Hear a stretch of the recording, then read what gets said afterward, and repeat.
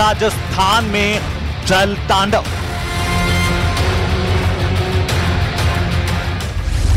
सड़कें बनी समंदर, अंडरपास बने तालाब, मकान डूब गए, अस्पताल डूब गए, मंत्रियों के बंगले डूबे, एयरपोर्ट डूब गया, शॉपिंग सेंटर डूब गया, सड़क पर चली नाव,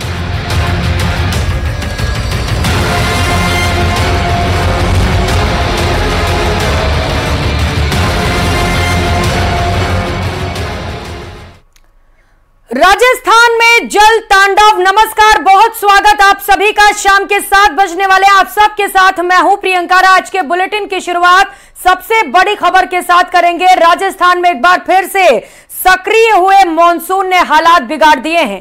प्रदेश के अलग अलग इलाकों से आई तस्वीरें इस बात की तस्दीक करती हैं। बारिश के बाद नदी नाले उफान पर हैं, एयरपोर्ट, घर और दुकानें सब डूब चुके हैं।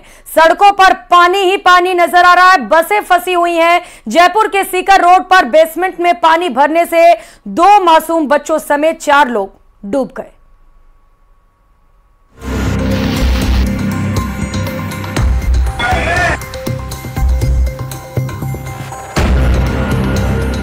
बारिश बनी आफत।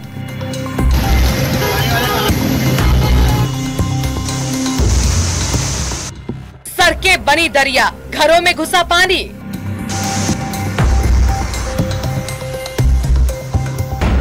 जयपुर एयरपोर्ट और एसएमएस अस्पताल में पानी पानी।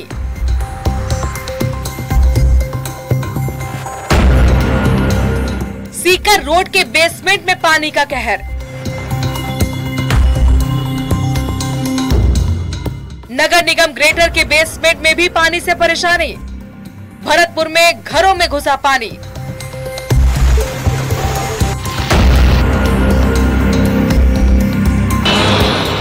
प्रदेश में भारी बारिश ने बुधवार रात से ही तबाही मचा रखी है। सड़कें जलमग्न हो गई हैं, घरों में पानी भर गया है और सामान्य जनजीवन अस्त व्यस्त हो गया है। जयपुर के 22 गोदाम और सिविल लाइंस इलाके में जलभराव ने लोगों के लिए मुश्किलें खड़ी कर दी हैं। प्रदेश के ज्यादातर स्कूलों में गुरुवार को भारी बारिश के चलते छुट्टी घोषित कर दी गई, लेकिन जयपुर के जामदौरी इलाके में एक स्कूल बस सड़क धंसने में फंस गई। गनीमत रही कि हादसे में सभी बच्चे सुरक्षित बच गए। एक तरफ स्कूल बस सड़क धंसने के चलते फंसी तो दूसरी तरफ जयपुर के सहकार मार्ग पर टाइनी टॉट्स स्कूल की एक दीवार बारिश के चलते गिर गई है। हालांकि हादसे में कोई जनहानि नहीं हुई है। वहीं दूसरी तरफ जयपुर के सीकर रोड पर भारी बारिश की वजह से एक घर के बेसमेंट में पानी भर गया, जिसमें परिवार के 4 लोग डूब गए, जिनमें से एसडीआरएफ ने एक को तो रेस्क्यू कर लिया। बताया जा रहा है ये परिवार बिहार का रहने वाला है।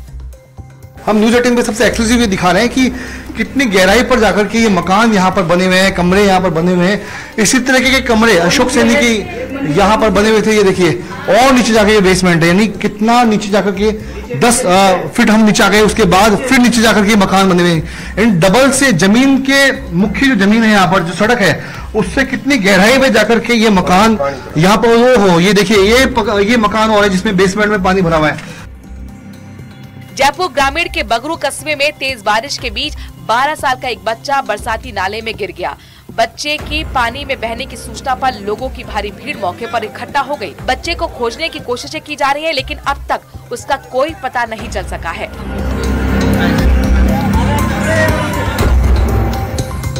उधर विधानसभा रोड से भी भयानक तस्वीरें सामने आई हैं, जहां सड़क धंस गई, जिसके चलते ट्रैफिक रेंगते हुए नजर आया। जगह जगह सड़कों पर भरे पानी के चलते गाड़ियों की आवाजाही पर भारी असर पड़ा। भारी बारिश के बाद जयपुर की सड़कें पानी से लबालब नजर आईं। लोगों का घर से बाहर निकलना भी मुहाल हो गया। भारी बारिश के बाद हालात प्रदेश के सबसे बड़े एसएमएस अस्पताल के भी खराब दिखे। अस्पताल के नॉर्थ और साउथ विंग के बेसमेंट में पानी भर गया। सेठिया आईसीयू और न्यू मेडिकल आईसीयू में भी भारी पानी भरा है। इसके अलावा चरक भवन से लेकर कार्डियोलॉजी टावर तक पानी भर गया, जिसके चलते मरीज और उनके परिजन परेशान हुए।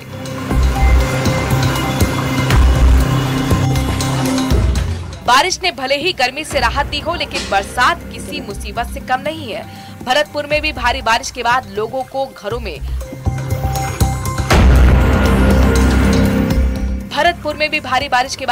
घरों में पानी भर गया, जिसके चलते लोगों को घर से निकलने में भारी परेशानी हुई।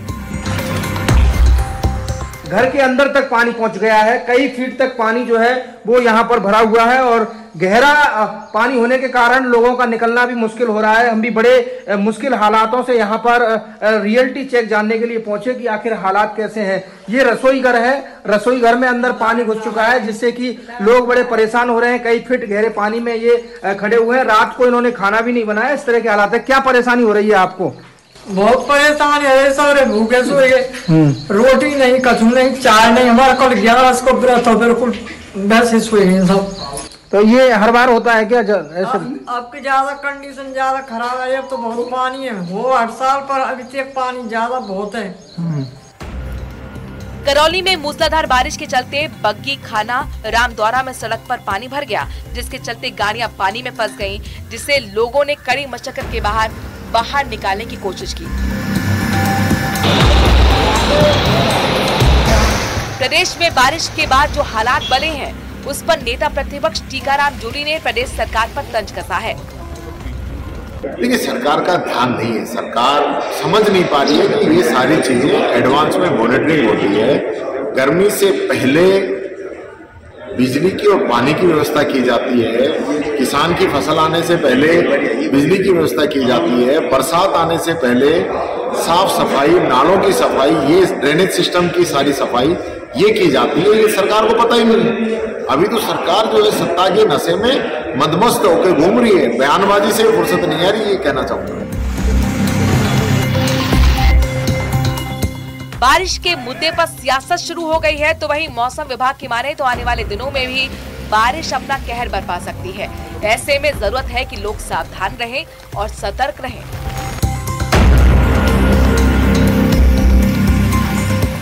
Bureau report, news 18।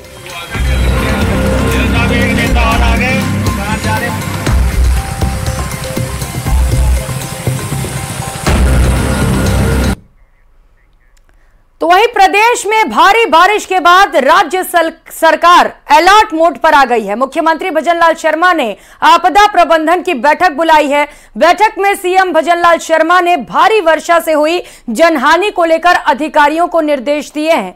सीएम ने कहा कि बारिश के दौरान आमजन की तुरंत सहायता की जाए। आमजन की सहायता और बारिश को लेकर किसी तरह की लापरवाही नहीं होनी चाहिए। इस दौरान सीएम भजनलाल शर्मा ने आपदा प्रबंधन को भी चुस्त दुरुस्त रहने के निर्देश दिए।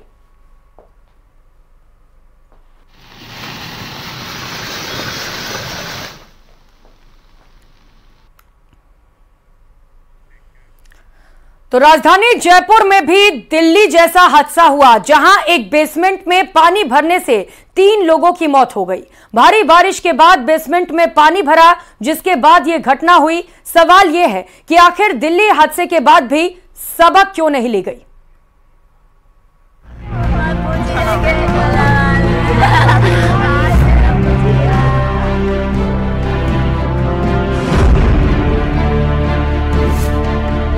मैं उसका माँ हूँ, मेरा लड़का ऐसा ही है, वो मैं चल गया करे। दिल्ली के बाद जयपुर में बेसमेंट कार, मौत के बेसमेंट ने छीनी 3 जिंदगियां।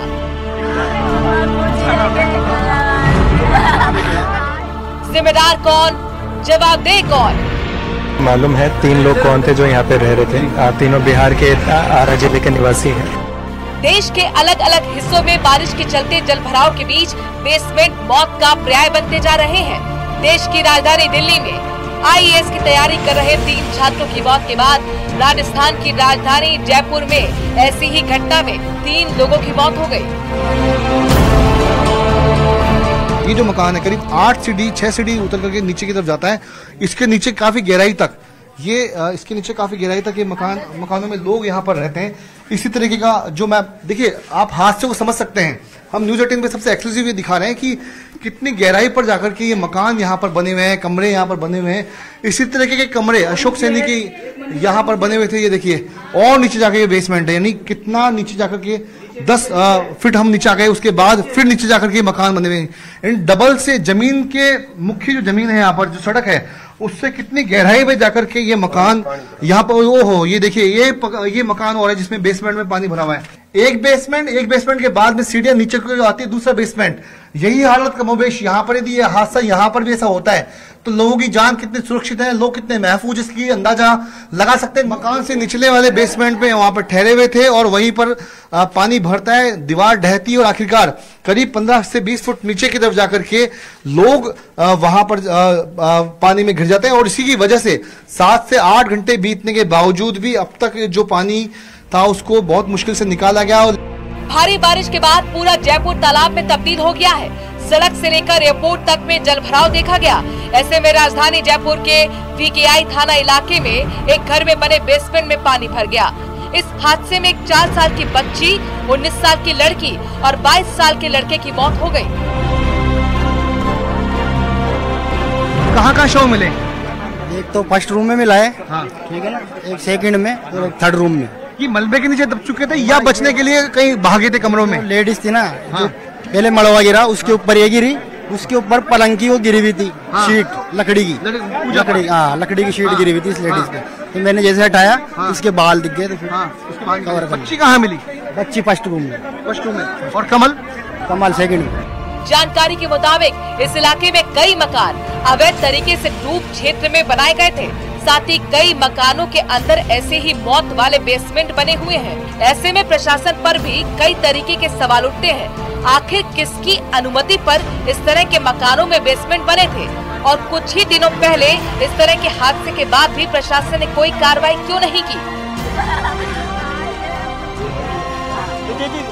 ये मकान है कुछ देर पहले जहाँ पे ये हादसा हुआ था, ये मकान है जिसकी घटना यहाँ पे हुई थी। और इसके बगल में ही मैं आपको दिखाता चलूंगा, इस पूरी कॉलोनी में जो ध्वज नगर के नाम से ये सभी मकान अवैध तरीके से डूब क्षेत्र के अंदर बने हुए हैं, जिनमें बेसमेंट यहाँ पर बने हुए हैं।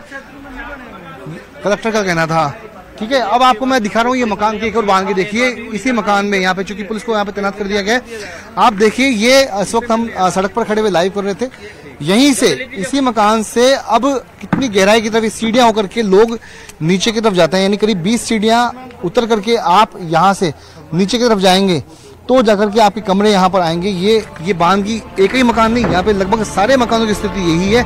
पिछले कुछ दिनों से जयपुर में बारिश और जलभराव जैसी समस्याएं सामने आती रही हैं। ऐसे में इस हादसे के बाद से कई और भी सवाल उठते हैं। कुछ ही दिन पहले दिल्ली में हुए ऐसे ही हादसे के बाद अगर नगर निगम सही समय पर कार्रवाई करता तो ये हादसे को टाला जा सकता था। साथ ही हादसों के बाद सबक लेना भी जरूरी है।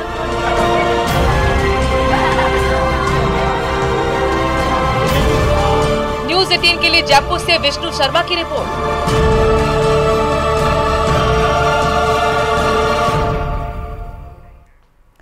तो वहीं इस हादसे को लेकर मुख्यमंत्री भजनलाल शर्मा ने भी चिंता जताई है। सीएम भजनलाल ने एक्स पर पोस्ट कर मृतकों के परिजनों के लिए मुआवजे का ऐलान किया है। सीएम ने एक्स पर लिखा कि जयपुर में हुई अतिवृष्टि से 3 नागरिकों की मृत्यु का समाचार अत्यंत दुखद है। अतः दुख की इस घड़ी में हमारी संवेदनशील सरकार द्वारा पीड़ित प्रति परिवार को 5-5 लाख रुपए की आर्थिक सहायता राशि प्रदान की जाएगी। शोक की इस घड़ी में राज्य सरकार मृतकों के परिजनों के साथ है और उन्हें हर संभव संबल प्रदान करने हेतु प्रतिबद्ध है। परमपिता परमेश्वर से प्रार्थना है कि दिवंगतों को अपने श्री चरणों में स्थान प्रदान करें। तो बेसमेंट हादसे पर मुख्यमंत्री भजनलाल शर्मा ने दुख जताया है, मुआवजे का ऐलान किया है, साथ ही साथ हर संभव मदद का भी भरोसा दिया गया है। खुद सीएम ने इसे लेकर एक बैठक भी की और प्रदेश में क्या हालात हैं, बारिश को लेकर किस तरीके की तैयारियां हैं अलग अलग जिलों में, इसे लेकर विभागवार बैठक करते हुए समीक्षा की गई, जहां पर अलग अलग जिलों के अधिकारी भी वीसी के जरिए जुड़े और फीडबैक दिया गया। तो मुख्यमंत्री इस घटनाक्रम को लेकर चिंतित है। तो हादसे के बाद से ही सरकार एक्शन मोड में है। खुद डिप्टी सीएम दिया कुमारी भी घटनास्थल पर पहुंची और परिजनों से मुलाकात की। वहीं उन्होंने एसएमएस अस्पताल पहुंचकर घायलों का भी हाल जाना। तो तस्वीरें देख पा रहे हैं, डिप्टी सीएम दिया कुमारी घटनास्थल पर पहुंची, जहां पर बेसमेंट में भयानक और दर्दनाक हादसा हो गया। 3 लोगों की डूबने से मौत हो गई, जबकि कुछ लोग घायल हुए हैं, अस्पताल में एडमिट हैं। उनका हालचाल जानने के लिए दिया कुमारी अस्पताल भी पहुंची। तो ये समस्या आज नहीं है। हम लोग तो जैसे ही आए, हम लोगों ने तो इसको तुरंत ले लिया, लेकिन क्योंकि बहुत सारे प्रोसीजरल चीजें होती है, तो काम भी जो शुरू हुआ है मानसून में अभी शुरू किया। अभी मैंने एक तो शिलान्यास किया था इसके ड्रेनेज वाले काम का। बाकी काम मेरा यही था कि मानसून के बाद तुरंत शुरू करेंगे, ताकि नेक्स्ट मानसून से ये प्रॉब्लम नहीं आए। पूरे जयपुर में हम लोग इस पे ध्यान देंगे।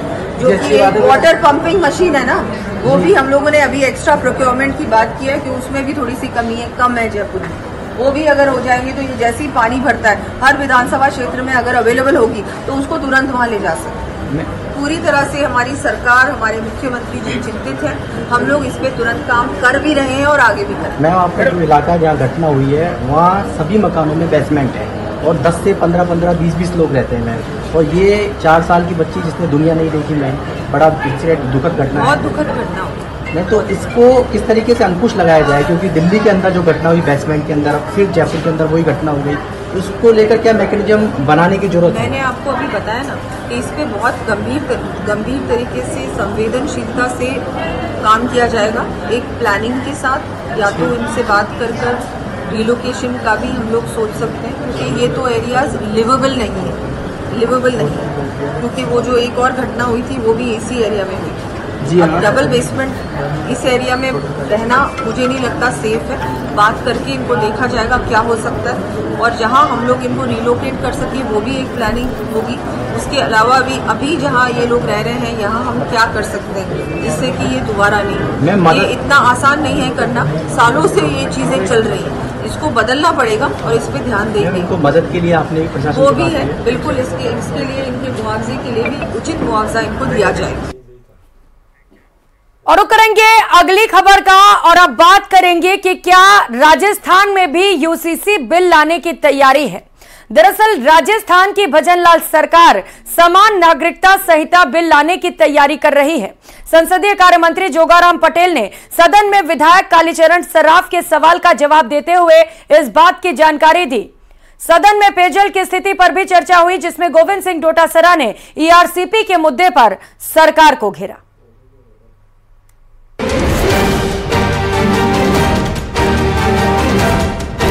राज्य सरकार द्वारा इस विषय में विचार किया जा रहा है। संपूर्ण पहलुओं पर विचार करके सरकार द्वारा उचित समय पर उक्त बिल सदन में लाया जाएगा।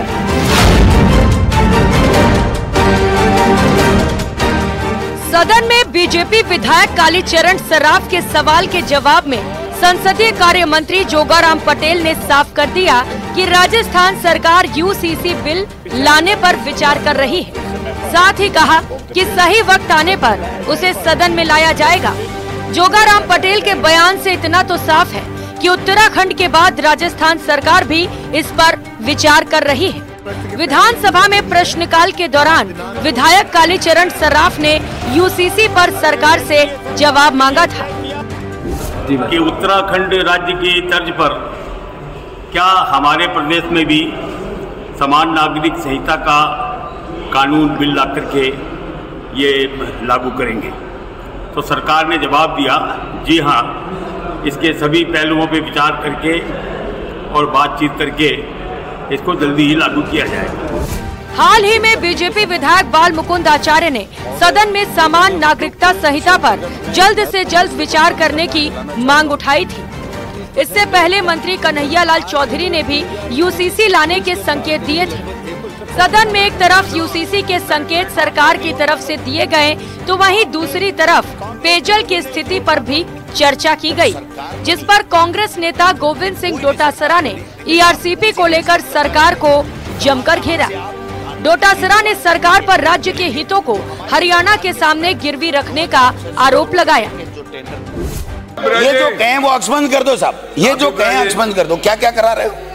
मुख्यमंत्री जी जानते नहीं, यही तो आपने कहा ABCD बहुत कुछ जानते हैं मुख्यमंत्री जी, लेकिन केंद्र के दबाव में वहां पर मध्य प्रदेश से समझौता ERCP पे करके आए और उस समझौते की कॉपी मध्य प्रदेश ने सुप्रीम कोर्ट में पेश की है कि अब हमारा काम बन गया, अब हमें सुप्रीम कोर्ट के दखल की और स्टे की आवश्यकता नहीं है।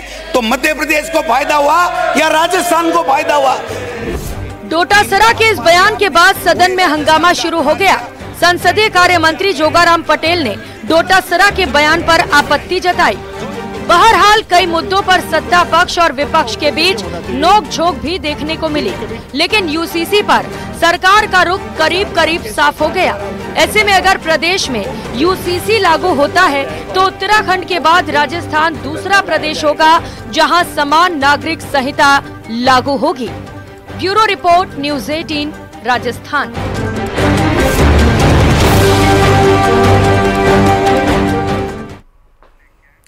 और रुक करेंगे इस बीच मिल रही बड़ी खबर का। जयपुर से बड़ी खबर है, राजस्थान इन्वेस्टमेंट समिट 2024 की तैयारी की जा रही है। राजस्थान इन्वेस्टमेंट समिट को लेकर अहम बैठक हुई। आज मुख्यमंत्री ने नामकरण और लोगो भी लॉन्च कर दिया। दिसंबर में इन्वेस्टमेंट समिट का आयोजन होगा। समिट में कई देशों के उद्योगपति शामिल होंगे। प्रदेश में उद्योग और रोजगार के अवसर बढ़ेंगे। कई देशों और प्रदेशों में रोड शो भी किए जाएंगे, ये कहना है मुख्यमंत्री भजनलाल शर्मा का।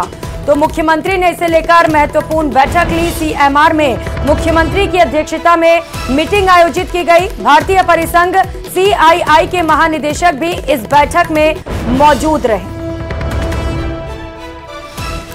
और प्रदेश में आए 16वें वित्त आयोग के सामने प्रदेश सरकार ने केंद्र सरकार से करों में 50% हिस्सेदारी दिलाने की मांग रखी है। राज्य सरकार की ओर से कहा गया कि अभी राज्यों को केंद्र से टैक्स में 41% हिस्सेदारी ही मिलती है।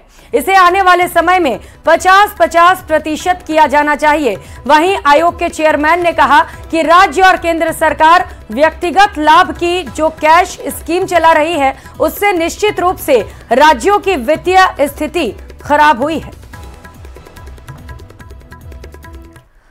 और रुक करेंगे अगली खबर का। नागौर सांसद हनुमान बेनीवाल ने संसद के बजट सत्र में रेलवे की अनुदान मांगों पर बोलते हुए राजस्थानी अंदाज में रेल मंत्री पर चुटकी ली। उन्होंने कहा कि वे रेल मंत्री अश्विनी वैष्णव को चढ़ा रहे हैं, यानी उनकी बड़ाई कर रहे हैं ताकि वे राजस्थान की ओर विशेष ध्यान रखें।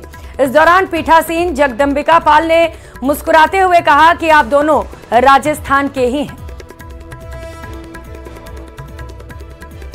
माननीय मंत्री जी को आपके राजस्थान के हैं, तो तभी तो मैं इनको चढ़ा रहा हूँ। राजस्थान बात करें तो कुछ उधर राजस्थान में काम करें। रेलवे का ध्यान फ्रेट कॉरिडोर बनना पर अच्छा भी है, लेकिन पहले यात्री रेल लाइनों का सुधार करना ज्यादा जरूरी है। आज रेलवे अपनी संपत्ति निजी हाथों को सौंप रहा है, अनुचित है। जयपुर से इस बीच बड़ी खबर है, जहां पर एसओजी की ओर से एक और बड़ी कार्रवाई की गई है। वरिष्ठ अध्यापक भर्ती परीक्षा मामले में गिरफ्तारी की गई। डमी कैंडिडेट से परीक्षा दिलवाने वाले आरोपी को गिरफ्तार किया गया है। अभिषेक बिश्नोई की गिरफ्तारी हुई है। आरोपी का नाम अभिषेक बिश्नोई बताया जा रहा है। जैसलमेर के खातोलाई का रहने वाला है अभिषेक बिश्नोई, जिसे कार्रवाई करते हुए गिरफ्तार किया गया है। सीनियर टीचर भर्ती परीक्षा 2022 में इसने परीक्षा दिलवाई थी। एसओजी ने डमी कैंडिडेट से परीक्षा दिलवाने वाले आरोपी को गिरफ्तार कर लिया है।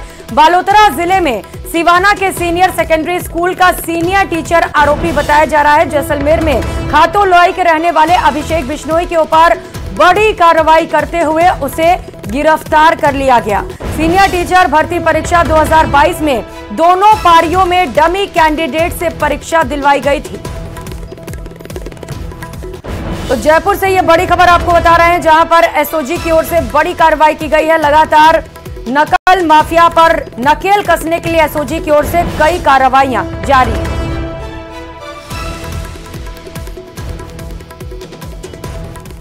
और बड़ी खबर जोधपुर से है, जहां पर एसीबी की ओर से एक और कार्रवाई की गई है। चिकित्सा स्वास्थ्य विभाग के बाबू को पकड़ा गया है। एसीबी ने घूस लेते हुए रंगे हाथों गिरफ्तार किया। मदेरना कॉलोनी डिस्पेंसरी में बाबू कार्यरत बताया जा रहा है। महिला से पेंशन कागज बनवाने की एवज में घूस मांगी थी। एसीबी अधिकारी बाबू को लेकर पहुंचे हैं हाउसिंग बोर्ड थाना, जहां पर एसीबी की टीम अब बाबू से पूछताछ में जुटी हुई है।